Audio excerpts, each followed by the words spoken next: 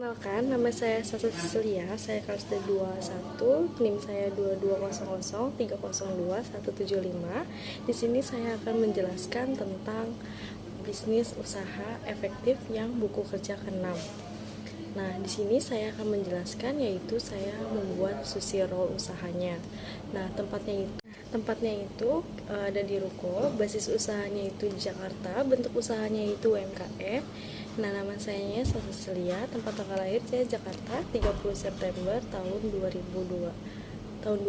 Nah, pendidikannya sedang menempuh S1 Program Studi Manajemen Perhotelan, Sekolah Tinggi Ilmu Ekonomi Pariwisata Internasional.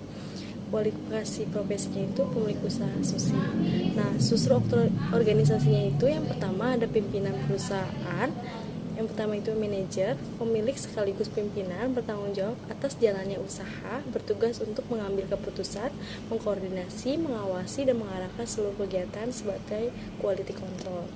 Nah, yang keduanya itu ada bagian operasi produksi, bertanggung jawab terhadap persiapan dan proses produksi, menjaga kebersihan produk dalam proses produksi, harus teliti dalam menjaga mutu produk, cita rasa, aroma, maupun tekstur. Nah, yang ketiganya itu ada bagian jaminan mutu, menyimpan bahan baku sebelum diolah, melakukan pembelian bahan baku, yang terakhir itu ada mencari informasi bahan baku. Nah, selanjutnya kita membahas alasan pemilihan bisnis. Yang pertamanya itu ada analisa pemasaran. Yang pertama produknya itu sushi, lokasi atau distribusinya itu untuk target pasar dan promosi sushi ini bisa berjualan di tempat yang strategis. Nah, untuk harganya, penentuan harga juga dilakukan dengan cara menghitung biaya dan penerimaan, pendapatan, dan rasio usaha. Nah, yang terakhirnya itu ada promosi untuk mencoba mempromosikan dengan menargetkan pasar dengan mengadakan berbagai macam promo agar tertarik kepada customer. Nah, selanjutnya kita akan membahas analisis operasional. Nah, yang pertamanya itu ada desain produk, nama produknya Japanese Sushi Roll, karakteristik produk atau jasanya itu makanan ringan. Yang selanjutnya itu ada manfaat produknya. Manfaat produknya itu mencegah berbagai penyakit, menjaga kesehatan saluran cerna, menjaga berat badan, memelihara kesehatan mental, kaya akan vitamin untuk nutrisi kulit atau dan proteinnya bagus. Nah, selanjutnya itu kita akan membahas proses produksinya. Yang pertama, siapkan peranak nasi, masak terlebih dahulu nasi susinya dengan mencampurkan beras biasa dan beras ketan dengan air sekitar 250 ml. Gunakan api kecil dan masak nasi sampai setengah matang. Selama menunggu, kita memotong timun, wortel, dan sosis dengan potongan memanjang. Jika nasi sudah setengah matang, kukus kembali nasi bersama dengan sosis wortel yang sudah dipotong. Biarkan nasi matang dan pulen, pindahkan dalam wadah yang lain, tambahkan kecap asin dan juga beras, aduk rata, goreng bawang putih sehingga kecoklatan, angkat dan tiriskan.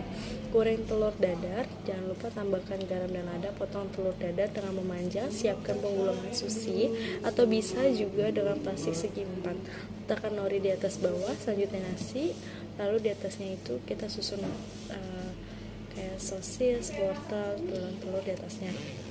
Dan selanjutnya taburkan bawang putih goreng dan tambahkan mayones, terus gulung sushi dengan memberikan tekanan padat, potong ukuran 1,5 cm dengan pisau tajam. Sushi roll siap disajikan.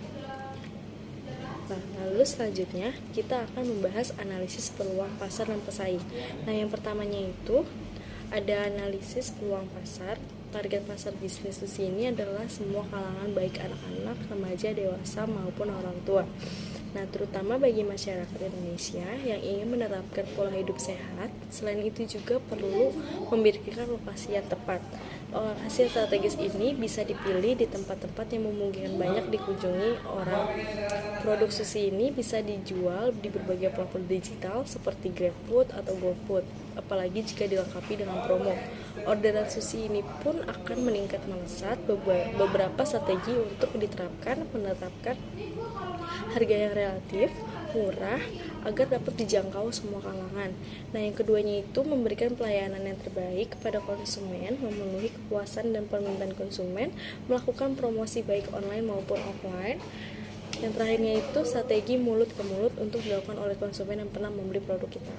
Nah, yang keduanya itu ada tingkat pesaing. Mengenai pesaingnya, belum banyak pelaku usaha yang terjun ke usaha bidang ini, baik di Jakarta maupun di kota lainnya, jadi peluang terbuka sangat lebar.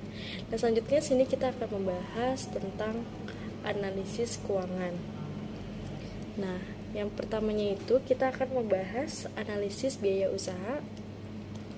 Nah, yang pertamanya itu ada biaya tetap. Biaya tetapnya itu yang pertama ada rice cooker dengan jumlah unitnya 1 dengan harga 600.000, masa pemakaian itu 2 tahun. Nah, yang keduanya itu ada penggulung kayu, jumlah unitnya 1 dengan harga 22.000, semasa pakainya 2 tahun. Ada pisau tajam 1 unitnya dengan harga 550.000 dan dengan masa pakainya 2 tahun. Kita akan membeli dengan meja kursi itu cuma ada 4 dan dengan harga satuannya itu 100.000, jadi 4 harganya itu 400.000, masa panjangnya itu 2 tahun. Nah, selanjutnya ada bambu sushi, kita akan membeli 2. Nah, satunya itu hanya 10.000 dan 2 berarti 20.000 dengan masa pakainya itu 2 tahun. Jadi total keseluruhannya itu biaya tetapnya ada 1.592.000. Nah, yang keduanya itu ada biaya variabel. Yang pertama itu ada bahan baku atau pokok. Yang pertamanya itu ada beras Jepang dengan harga sekilonya itu 120.000. Dengan selanjutnya ada salmon fresh 1 kilo 300.000, timun Jepang sekilo 20.000, telur 22 kilo 28.000, kecap asinnya itu 1 botol 20.000, nori 5 pack satunya 30.000, jadi 150.000. Nah, yang tadi telur itu 2 kilo 1 kilonya itu 28.000, jadi totalnya 56.000. Dan kita akan membeli crepes juga sekilo harganya 50.000, dengan mayones sekilo harganya 30.000. Jadi selanjutnya ada bahan pendukung, yaitu kita akan membeli pet panjang sushi 10 piece dengan satu harganya 30, jadi totalnya 300.000. Dan kita akan membeli sumpit juga dengan 100 pieces, untuk satu piecesnya 2.000, berarti totalnya 200.000. Yang selanjutnya itu ada tenaga kerja, kita akan membayar 3 orang, dengan satu orang itu 1.500.000 dan total keseluruhan jadi 4.500.000. Jadi total biaya variabelnya itu ada 5.746.000. Nah, selanjutnya kita akan membahas tentang biaya variabel per bulannya. Nah, jadi yang terakhir itu ada biaya lain-lainnya juga. Yaitu pertama ada transportasinya dengan harga 50.000, promosinya 500.000, dengan listrik 500.000, total jadi 1.050.000.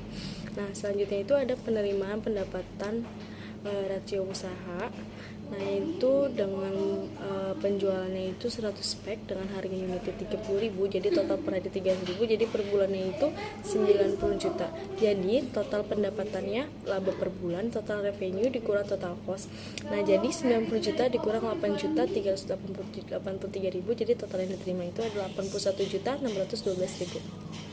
Nah, yang terakhir kita akan membahas analisis SWOT. Nah, yang pertama itu ada strength, produk banyak disukai oleh banyak masyarakat, modern karena sushi salah satu olahan makanan yang sehat dengan salmonella fresh. Nah, yang keduanya itu ada weakness, produk makanan tidak tahan lama, segera dikonsumsi agar dapat menjaga kesegarannya sehingga produknya tidak bisa dikirim ke kota-kota lain atau basi di perjalanan. Nah, yang ketiganya itu ada opportunities. Di daerah perkantoran banyak rekan kerja yang mencari sushi dikarenakan sushi banyak makanan yang simple atau tidak terlalu banyak dikonsumsi tapi membuat kenyang dengan makanan yang sehat. Nah, yang D-nya itu ada trade, banyak pembisnis yang menjual di bawah harga standar tanpa memikirkan kadar gizi dalam olahannya. Nah, yang terakhirnya kita akan membahas tentang kesimpulannya. Kesimpulannya ini, dengan adanya produk sushi Jepang ini untuk membuat makanan Jepang yang sangat kreatif dan inovatif dengan berbagai macam bentuk nantinya, makanan Jepang ini sangatlah sehat dikarenakan menggunakan bahan-bahan yang berkualitas dan pastikan salmonnya yang mampu konsumsi di kalangan anak-anak, remaja, bahkan lansia.